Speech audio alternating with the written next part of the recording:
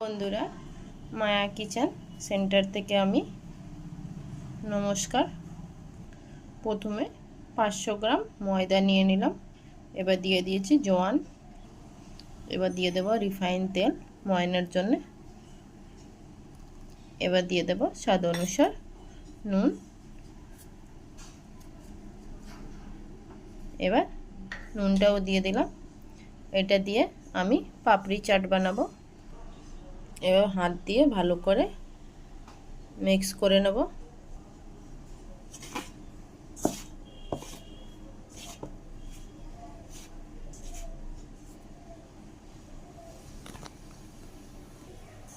ভালো করে মিক্স করে নিলাম। এবার উষ্ণ গরম জল দিয়ে মেখে নেব। বন্ধুরা, মায়া কিচেন সেন্টার থেকে আমি নমস্কার। প্রথমে 500 গ্রাম ময়দা নিয়ে নিলাম। এবার দিয়ে দিয়েছি জোয়ান। এবার দিয়ে দেব রিফাইন তেল ময়ানের জন্য। এবার দিয়ে দেব স্বাদ অনুসার নুন। এবার নুনটাও দিয়ে দিলাম। এটা দিয়ে আমি পাপড়ি চাট বানাবো। এবার হাত দিয়ে ভালো করে মিক্স করে নেব।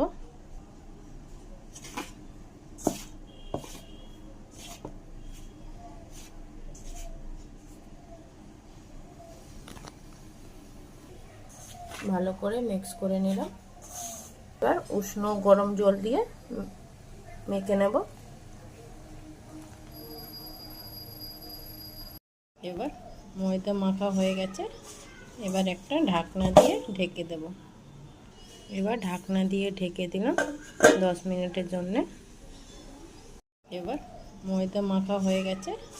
এবার একটা ঢাকনা দিয়ে ঢেকে দেব।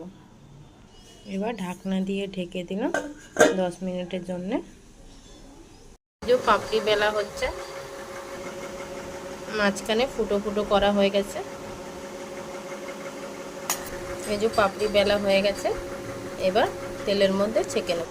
এবার তেলটা গরম হয়ে গেছে। এক একটা পাপড়ি দিয়ে দেব।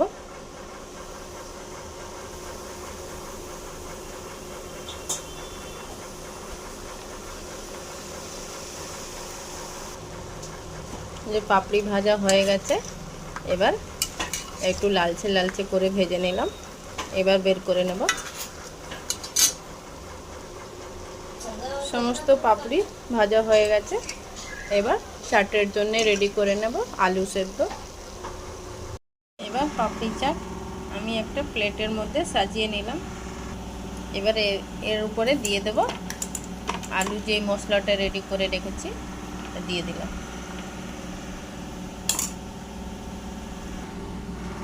এবার আলু দিয়ে দিলাম, আলু মশলা।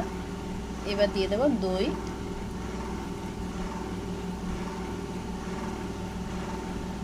দই দিলাম, প্যাকেটের দই।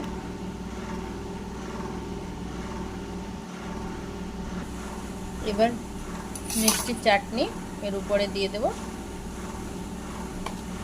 বেশি করেই দেব, টক মিষ্টি ভালো লাগে পাপড়ি চাট। এবার দিয়ে দেব মশলা। এবার দিয়ে দেব বিট নুন। নুনটা দিয়ে দিলাম। এবার দিয়ে দেব ঝুরি ভাজা। এবার দিয়ে দেব ঝুরি ভাজা।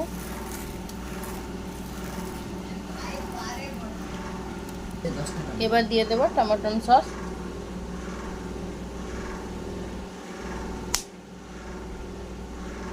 এবার দিয়ে দেব চিলি সস। চিলি সস দিয়ে দেব। একদম দোকানের মতন করলাম।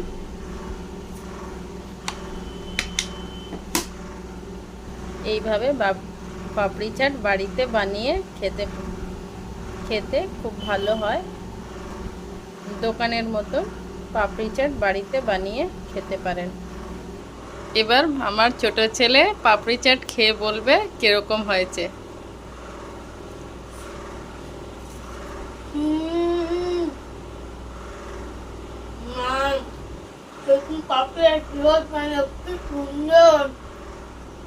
পাপড়ি চাট রোজ এরকম বাড়ি ইয়াম্মি ইয়াম্মি তো ইয়াম্মি